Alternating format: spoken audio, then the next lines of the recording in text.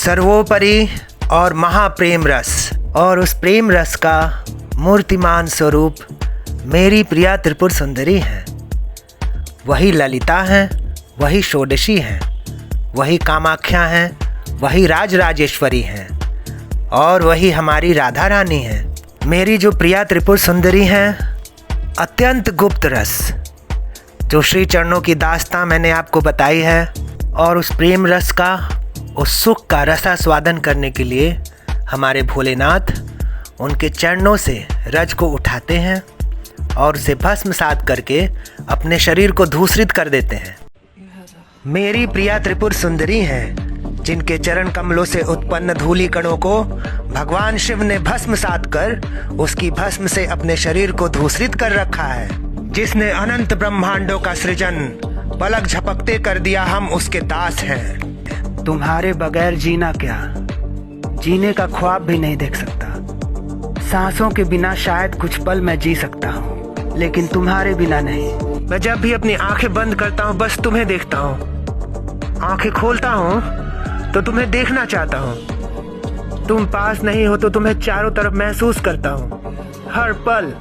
उस दिव्य प्रेम रस के सुख को हम सभी भक्त जनों को प्रदान करने के लिए हमारी ललिता राधा रानी के रूप में इस पृथ्वी पर पधारी हैं। हमारी षोडशी का इस वृंदावन में आने का और कोई कारण नहीं है। जब जब हमारे प्रभु श्री हरि इस पृथ्वी पर अवतार धारण करते हैं तो आदि शक्ति त्रिपुर सुंदरी के अंश से जो प्रकट शक्तियां हैं हमारे प्रभु श्री हरि की सेवा में वो अवतरित होती हैं। श्री ललिता जी के ही एक अंश से श्री लक्ष्मी जी हैं और उन्हीं के अंश से समस्त शक्तियां इस ब्रह्मांड में प्रकट होती हैं।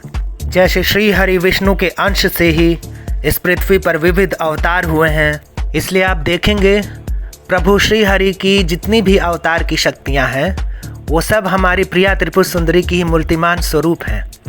उन्हीं 10 महाविद्या को भगवान श्री हरि विष्णु ने अपने अधीन करके 10 अवतार धारण किए हैं। स्तवन में भी आता है, हे आदि पुरुष, आप जहाँ जहाँ अवतार लेते हैं वहाँ वहाँ हमारी षोडशी किशोरी जी आपके लिए अवतार धारण करती हैं। इसको आप और गहराई से समझिए।